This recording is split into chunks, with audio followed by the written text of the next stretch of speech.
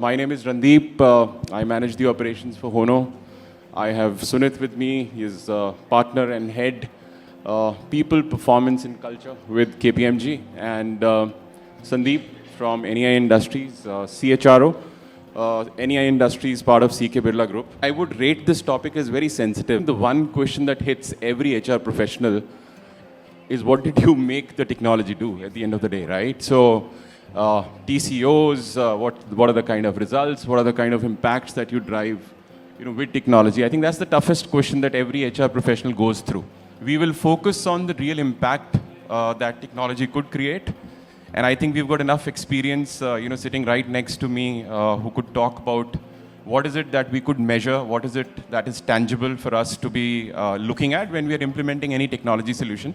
But we'll focus our discussion more on people technology. I mean, if I have agreement on that, because just to set the context, and get into this very exciting discussion is that from the experience that I have had so far, in tech transformations that I've led for the last 21 years, all I know is that, until the technology doesn't become the value system in an organization, you can't drive any impact, right? So if you were to plot or just visualize, each one in the room to visualize that, on x-axis I have digital agility, and on y you just try and plot the vision of management or what you're really seeking from technology. And you try to map where you as an organization or, the technology or being digital leader, where do you stand? So probably a low on both the axes, would just make technology a project, which is of no use, actually, right? So low digital agility, low in vision, not clear where we are heading for, just a project, right? You get on a medium axis, you reach somewhere as technology or digital being your language in organization, right? That's what we call. And finally, a very high on agility and vision takes you to technology or digital being value system in the organization. And that's where the real impact is. And that's where I think, I would not say struggle, but that's the real challenge when you actually try and see what impact technology leaves, for the business as a whole when you implement it, right, through the complete value chain. So my first start point or talk point will be to you, Sunit. I think you've seen enough of the industry. And I think most of the time I have seen organizations struggling with identifying what problem are they trying to solve when they're adopting technology, right? So ultimately leading to not showcasing any impact or just, shooting in the dark saying, okay, we are doing this, but we know where we are going, but we'll try and prove where we are going, right? So any thoughts, Sunit, there? Just a conversation starter. I think we'll try and build after that. Yeah. Yeah, and Randeep, thanks for that. And isn't it great to be back here in person 3 years later? Yeah? Round of applause for being back in person out of the pandemic. More energy in the room, or people haven't had lunch. That's more like it. Look, Randeep, you've been an HR leader and an ex-consultant just like me, so we're from the community. Here's my thought process, and I remember getting exposed to HR technology or people technology early on, PeopleSoft. Also a little bit of SAP R3. Many people in the room may not remember what that is because now we're in the cloud world. And you said this could be a sensitive topic, so let me not try to be provocative for the sake of being provocative, but still maybe put out a little bit of, what are some mental models or myths that we tend to hold when we look at driving value. And yes, you said I've seen enough, but given the topic that is good enough, I think I'm still learning. And the more I see, the more I don't know. Here's my thought process. Two things. And again, it doesn't matter which industry, what size of industry, what are you trying to do. I think the first mistake we sometimes tend to make, and when I say we, I'm counting myself as part of the larger HR fraternity and community or the people technology community, is that we start thinking it's about the technology. But it's not. If you're looking at value, then you need to frame it as it's a business problem that we're solving for, not even a people problem. It could have a people dimension.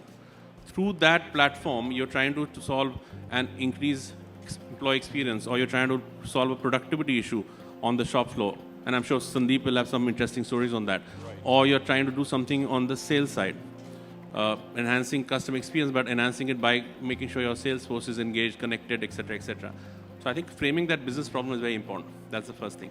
Second one is that, and I've often seen this, and sometimes I would cringe in those steering committees or pitch presentations when my client, who would be a very seasoned and experienced CHRO, far more erudite and wise than I was as a consultant to him or her, would want to say that when the question would be asked, so where's the dollar value? It would always be a pot of gold at the end of the rainbow, which we know is kind of a little bit of a mission impossible. Right. So the idea is, I think you need to be a little more bold and state up front. Say that there's a hypothesis, this is what I'm going to do. I think that boldness needs to be there, and it has to be upfront, and which again brings back to that proverbial question in many forums like this, we've talked about, is it HR's time to be on the business table? I would say to everyone in the hall, I think we ourselves don't give ourselves permission. We need to talk in the language of the business. So many times I would see, and just basis experience and with due respect, that there's the CIO or a CFO who's driving the main conversation, and many times, I guess it's changed now a bit, I would say, but again, not good enough, I would say, Randeep. Right. Is that, oh, you know what, we'll look at the HR package in wave 3. How many people have felt that in a room before? Raise your hands. Oh no, first we'll do finance and supply chain and manufacturing, we'll look at HR later. Now, that's the mental model we need to break, and we need to break ourselves. That's the first thing to do if you want to create real value. Frame it as you're solving a business problem, and it's a business project, not a people technology project, and definitely, let's not call it an HR project. We are also solving for the business. Correct. So those would be my opening remarks. We'll happy to, thank you so much. Take some counter views and points later. Yeah. Thank you so much, Sunit. I think you've touched upon two very, very, very essential topics here, right? One is, of course, HR talking business language. I think there have been so many conferences that have been woven across this thought process. How can HR be part of business? I think, and the impact and value comes there, talking that language, understanding, imbibing the business model, and then looking at what could be the solutioning. I think that's a wonderful point. One quick reaction. Yeah. So I don't think we should ask ourselves, how can HR be part of business? We should just say, we are business. We are business. We are business, yeah. We are business. End of story. Now let's start the conversation. Yeah. But the punch storyline always has been right that way, and that's about to change as well. So, and the second part that you picked up on was, of course, you used word productivity. You used some other keywords as well. So I'll just want to pass on, to you, Sandeep. I think as NEI Industries, and with the kind of experience that you've had in various industries, and now with manufacturing, with CK Birla Group, I think you've done some wonderful work on productivity and the thought process that runs in the organization, right? So if you could just, share that, and I think then we could start building on, what is the real, tangible, measurable impact that technology, can create, and you have created that in NEI Industries, right? On to you, Sandeep. Yeah. Thanks, Randeep, and very good afternoon to everyone. To me, the people and technology go hand in hand, and when we decided to, go for a HR technology, we had two questions in mind. Can we streamline our HR processes, which can give a better experience to our people? That was one. And the second was a bigger question, like how we can help the business. We are a manufacturing, engineering, auto sector, and what we realized that we have absenteeism, and due to absenteeism, any organization would have that, and that is giving us a big dent to our productivity. Around 3 to 4% of the productivity loss is there. How we can bridge those gaps? And of course, you have to have a baseline, the HRMS, and which is all the integrated softwares are there, and that is easing your life. And there also leakages are being plugged because your attendance system is right, leaves are being put in right, and giving the experience to the employee, because you have everything digitalized. You have one click away, you can use every of your life cycle with your mobile phone. But this is the bigger issue. How do we solve that? And then we came up with a early information system kind of a model where we are working on a use case. We developed a software around, it was HR tool, HR initiative, and I think it is helping us. And how does it help? So when the shift ends, 1 year, 1 hour or 1.5 hours before we send out a message to everyone, who is coming, who is not coming. They respond to us. And when we see that the people are not coming for a particular line, we have a skill matrix been mapped with our system, with the HRMS system, and then we get an intelligence AI-enabled system which throws the inputs to the supervisor that these are the people available with this skill, and it's very easy for a supervisor or the manager, shift manager, to deploy the right kind of people. Because ultimately it's very important that we produce and then we can sell. And I feel this was a good use case which we are even showcasing in our digital lighthouse application. Great, Sandeep. Yeah, I know. I mean, you're going for the lighthouse audit as well for this. When we were doing the entire skill mapping activity with NEI Industries, of course, with HONO, I think there was a lot of thought process that went behind looking at just skill mapping on position level and then looking at how could this be a primary and secondary skill and look at replacement logic, right? Which, of course, HONO built on an AI platform, which essentially at the end of it, the value that got derived from that skill was today in the organization, I think, you have the entire logic set for how skill-based replacements could be done for, key critical positions. So wonderful. I mean, that's where the tangible effect came, right? Wherein if you were looking at, 2 or 3 or a 4% productivity loss, I think today I have that early information as, you as an organization, that I can curb that loss, right? And I could look at how that amber turns to green, right? So that's wonderful. And I think that's the real business impact, right? Ultimately, I think it is productivity, performance, which are very closely, linked to the overall business impact. So productivity-wise, wonderful. Yeah. Yeah, and I wanted to add what Sunit said. We as HR professionals should decide what problem we are going to solve with this. Correct. Technology may be a fashion because every company is adopting, we should all. But I tell you, if you know the problem and it's a business problem you are solving, adaptation, adaptation becomes very, very easy. We all struggle in our change management when any technology has been deployed, and adoption becomes a challenge because 30%, 40%, 80%. I tell you, in our case, whatever we are big time into digital for last 3 years, and industry 4.0 and a lot of things we are doing. Not only the manufacturing side, entire supply chain is digitized. Even the sales, how we can help the customers. So CRM is being built. So we are integrating the entire architecture, and when problems are there and you are solving, you need to work much harder to make people adopt because they know it is in it for them, and that's become very easy. Correct. Which I understand. Correct. So, any comments here or anything that gets triggered in your mind with this talk? No, in the very, very pertinent examples shared by Sandeep. I think just what's triggering a thought is, so therefore, yeah, it's easy to say that you want to be bold, have the hypothesis, start speaking the language, but I guess the challenge happens in the how-to. I think in the how-to, my own experience, and again, I'm talking both in terms of what I did for clients and what I now do internally at KPMG. I think one of the other things that, and ultimately it keeps going back to mental models and our own beliefs. I think one thing we need to realize that if we framed it as it's a business problem we're solving for, it's a people dimension, and you're looking at, obviously, it's good that you're trying to solve through automation and technology. But remember, don't get stuck on, I want the perfect solution. I want something that is like the magic bullet, which is like a pink unicorn, or a purple one for that matter. Yeah. Now, I think we'll be frustrated, and we've all been in that path. In fact, I often tell my internal stakeholders now, and I used to tell clients, is that, look, don't try to wait for a perfect plan next week when you have a good one today and execute it well. Right. The question is today, with cloud technology and with UX, UI, what do you need? You need to make sure that your stakeholders, your users, including people in the HR function, right, they have a seamless, simplified experience. Beyond that, I'm sure there's enough fixes and interconnections and configurations and bolt-ons you can do.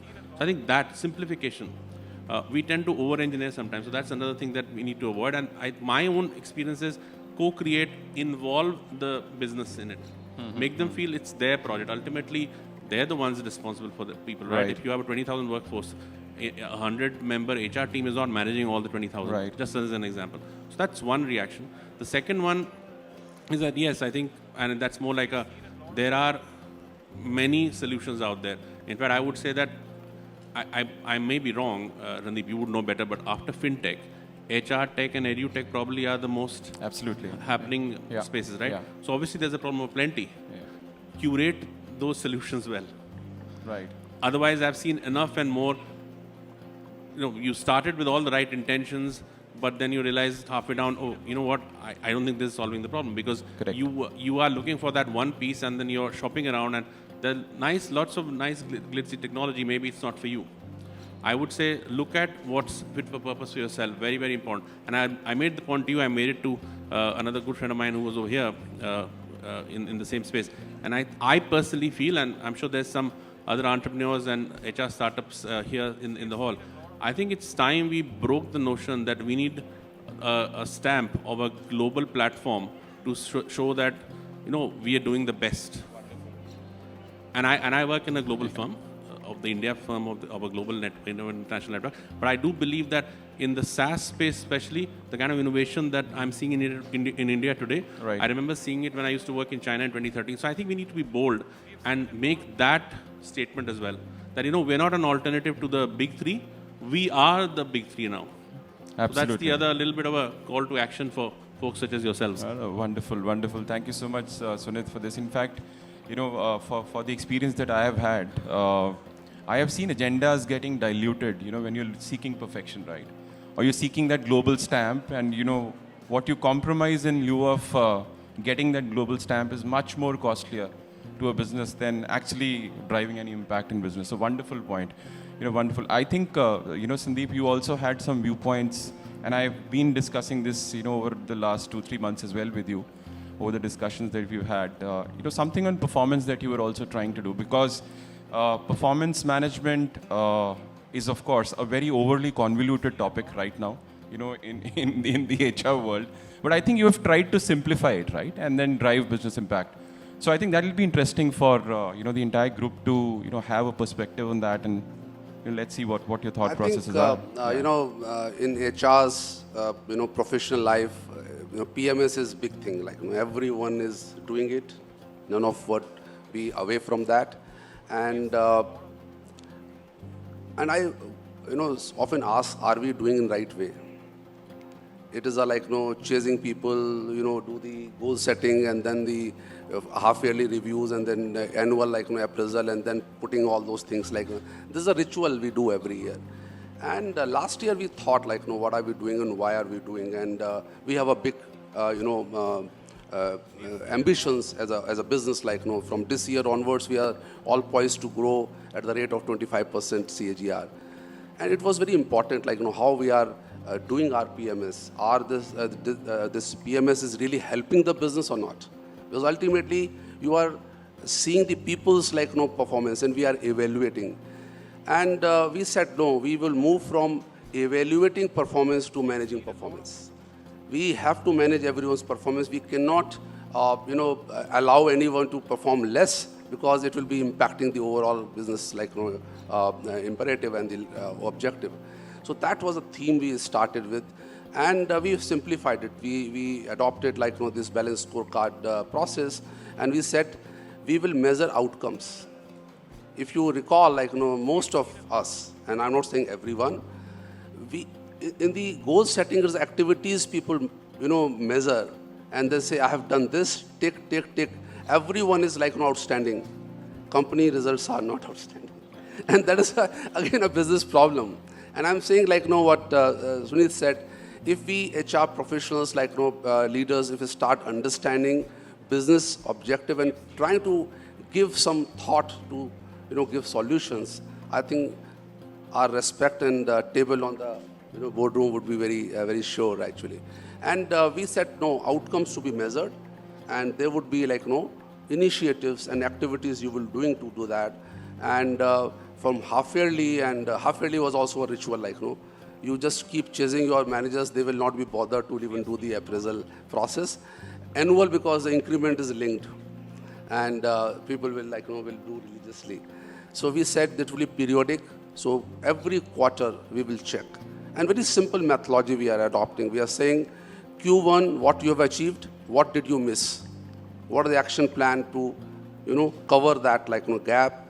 What are the plans for the Q2? and what help you need from others. Very simple format. And I think it was I had a 2-day off-site last week. Very successfully we did. And I think it is also changing a culture because we are a 76 years old company. You know, it is really like helping people because in any organization it will happen, it will become silo. It is my department's job, I will do it, I am responsible for my people. But the team is the peer team and how you are like, engaging and collaborating and the breaking the silo. This is a big challenge with every one of us actually. So we are trying to do a very interesting thing, of course, like we are digitizing this and tracking it. And our PMS process will be also linked with our LMS. So whatever gaps are coming, it is coming to the LMS system, which is throwing what the learning initiatives to be planned for the people.